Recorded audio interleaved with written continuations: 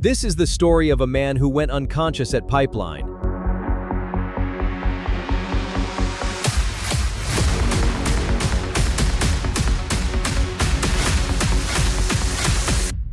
Took 21 stitches to the face and woke up on the beach not knowing his own name.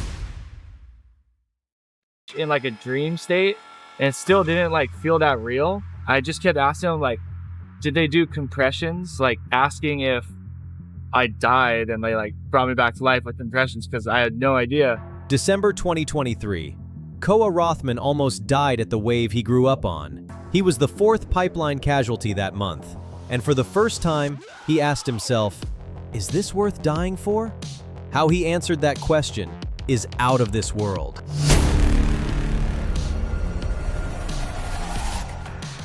To understand Koa Rothman, you need to understand the family he was born into. Because this isn't just a surfing story, it's a dynasty story. His father, Fast Eddie Rothman, is a Jewish kid from Philadelphia who flew to Hawaii alone at 14 years old after getting into trouble. He clawed his way into the North Shore's inner circle and in the mid-70s co-founded Hui, the most powerful surf organization in Hawaii, to protect native Hawaiians' access to their own waves. Eddie became the North Shore's fiercest enforcer, a figure both revered and feared. A man who spent time in and out of prison before turning his life around. Koa's mother is native Hawaiian with royal lineage tracing generations back to King Kamehameha. The Rothman family owns over 100 acres on the North Shore. Their compound sits on a dead-end road near Sunset Beach, with a balcony overlooking some of the most dangerous water on the planet. December 16, 1993. Koa Rothman was born into this world. Half Philadelphia street fighter, half Hawaiian royalty, all North Shore. But there was one problem. His older brother Makua, 9.5 years his senior, was already a legend. Makua won the Billabong XXL Big Wave Award at 18 for riding a 66-foot wave at Jaws. He became the WSL Big Wave World Champion. He rode what many called the biggest wave ever surfed in Hawaii, an estimated 100-foot monster at Jaws.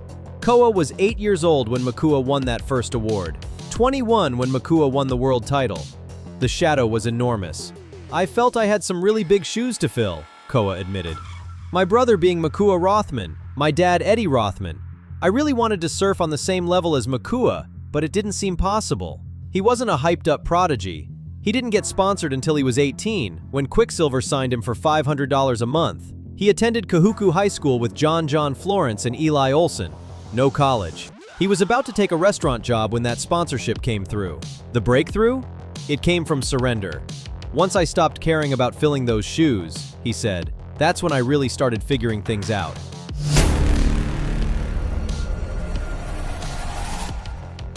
Once Koa stopped chasing his brother's ghost, he started building his own legend. And the ocean tried to kill him for it. In 2014, at Teahupo'o, Tahiti, Laird Hamilton towed 20-year-old Koa into one of the heaviest waves ever ridden there. He pulled into a barrel that won him the Billabong XXL Tube of the Year. But that same swell nearly ended him. He was violently ejected across the razor-sharp reef, held underwater through multiple waves, his body scraped across coral like sandpaper on skin. That wipeout won him the XXL Wipeout of the Year. Think about that. Tube of the Year and Wipeout of the Year. Same trip, same man. That is Koa Rothman's life in a single sentence. 2016 brought the Eddie Invitational, the most prestigious big wave event in the world. Koa entered as the youngest alternate. He surfed with a fractured rib, won his first round heat, finished 13th overall. The only time I've surfed in the past month was the Eddie, he told Stab magazine. Fractured rib and all. July 2017, a remote outer reef somewhere in the southern hemisphere. Koa was pulling into an 8 to 10 foot barrel when a surfer above him lost his board. A 9-foot slab of fiberglass went over the falls and hit Koa directly in the face.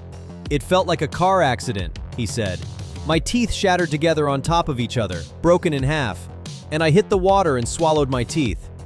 5 teeth, broken, swallowed. A concussion, a sprained neck, a wrecked knee. His front tooth today is fully prosthetic. The smile you see in his YouTube thumbnails? It's rebuilt. That same year, he won the Hui Backdoor Shootout. By 2018, he made the WSL Jaws Challenge Finals in 35-foot surf. He was establishing himself not as Makua's little brother, but as one of the most fearless big-wave surfers on the North Shore.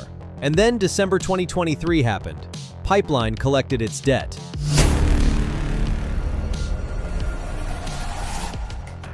"2024 was supposed to be Koa Rothman's biggest year. Instead, it became the year he almost walked away. After the physical wounds healed, the psychological scars remained. He posted a video titled, 'Pipeline Almost Killed Me,' that went viral. But behind the camera, he was broken. 'I went through a whole year of thinking, damn, is it really worth it?' he said. This wasn't a first brush with death. It was his third. Teahupo'o had almost drowned him. The board strike had shattered his face. Now Pipeline, the wave he'd surfed since childhood, the wave his father trained him on, the wave 200 yards from his family's compound, had left him not knowing his own name. When he finally paddled back out, something was different. He was wearing a helmet, a Simba Sentinel, strapped to the head of a man who had spent his whole life proving he didn't need protection. He hated it. 'I felt like a kook underwater,' he admitted. 'I didn't know which way was up, but he wore it anyway, because survival had become more important than looking cool.' His best friend Nathan Florence understood the weight of it. 'We've both agreed even now we're nearing the end date,' Nathan said. 'Every swell you get away with is one step closer to something.' For 12 months, Koa had to answer the question, who is he without the waves?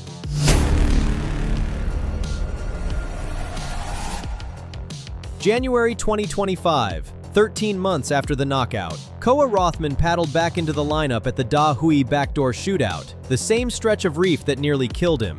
He didn't just compete, he dominated. A perfect 12-point ride, the highest score of the event. $55,000 in prize money, his second backdoor shootout title. When it was over, he said 3 words that told the whole story. "Still can't believe it! From almost dying at Pipeline a year ago to winning the backdoor shootout yesterday, it's a dream come true!" 11 months later, in December 2025, he stood at Waimea Bay for the Eddie Rothman Big Wave Invitational, 40 to 50-foot faces, the biggest event in surfing. He finished 9th overall. The man who almost walked away was back in the biggest waves on Earth. His motto never changed, never back down.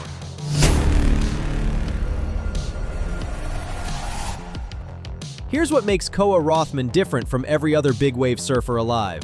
He doesn't just survive the ocean, he turned the chaos into a business empire. Every morning starts the same way. 2 glasses of water, 30 minutes of yoga. Then he walks to Sunrise Shack, the coffee shop he co-founded in 2016. It started as a beat-up fruit stand across from Sunset Beach. Today, it's a multi-location cafe chain expanding across Hawaii and Japan, valued at over $20 million. Koa walks in through the back door, makes himself a bulletproof coffee, and checks the surf forecast from his phone. He survives 50-foot waves, then runs a multi-million-dollar coffee empire from his iPhone. That's the duality. His YouTube channel, This is Livin, has over 200,000 subscribers and more than 500 episodes. The idea was born from a breakup. After a relationship ended, Koa started posting lifestyle content on Instagram and realized nobody in professional surfing was showing what the life actually looked like. Not the magazine covers, the real thing. The broken teeth, the sunrise patrols, the fear before a 50-foot paddle out. People hear about this crazy, fun, pro-surf lifestyle, he said, but no one was really showing that part of it. He brought on filmmaker Jack Germain, who follows him everywhere, and built a media company that made the traditional surf sponsorship model look obsolete. Then he launched the Nate and Koa podcast with best friend Nathan Florence, giving the 2 pipeline specialists a platform to talk about everything from 50-foot swells to the reality of surviving as a modern pro surfer. When he left Quicksilver after 13 years in 2024, he didn't chase another corporate deal. He signed with Dark Sport, an action sports brand where he could operate on his own terms. No corporate overlords, no compromises. I think our generation became entrepreneurs because we saw what happened when pro surfers lost their sponsors and had nothing, he said. It led a lot of us to create income that will last after professional surfing. He trades with Rob Garcia at the family compound. 30-plus minute sessions with zero rest, cycling through planks, push-ups on exercise balls, and breath holds integrated between every exercise. His diet is organic food, acai bowls and smoothies, though he's also known to eat an alarming number of donuts. He lives at the Rothman compound with his girlfriend Lydia Free, a model with nearly 300,000 followers of her own. Together since 2022, she appears regularly in his vlogs, and the two of them have become one of the North Shore's most recognizable couples. His inner circle is a who's who of Pipeline: Nathan Florence, John Florence, Jamie O'Brien. They grew up together, a crew once nicknamed the Neverland Boys, surfing every break on the North Shore from elementary school through Kahuku High. Post-session celebrations carry their own intensity. As Koa told comedian Bert Kreischer on his podcast, "It's such an adrenaline dump. It's like, I just have to start drinking. Oh my God, I'm alive and have to celebrate no matter where we are."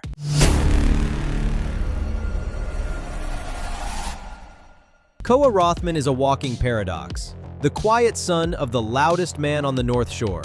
A goofy footer riding the world's most dangerous left. A man who won Tube of the Year and Wipeout of the Year on the same trip to Tahiti. He's been almost killed 3 times by the ocean. And 3 times, he's paddled back out. Right now, in February 2026, he's a full invitee to the Eddie Rothman Big Wave Invitational, with the holding period running through March. He's still creating weekly episodes of This is Livin, still recording the podcast with Nathan, still running Sunrise Shack, still training at the compound, still paddling into waves that would make most people run for the parking lot. He grew up in his brother's shadow, his father's shadow, and the shadow of the most terrifying wave on Earth. And he didn't just step out of those shadows, he built an empire in the sunlight. That's how Koa Rothman lives. Pure chaos, and completely out of this world.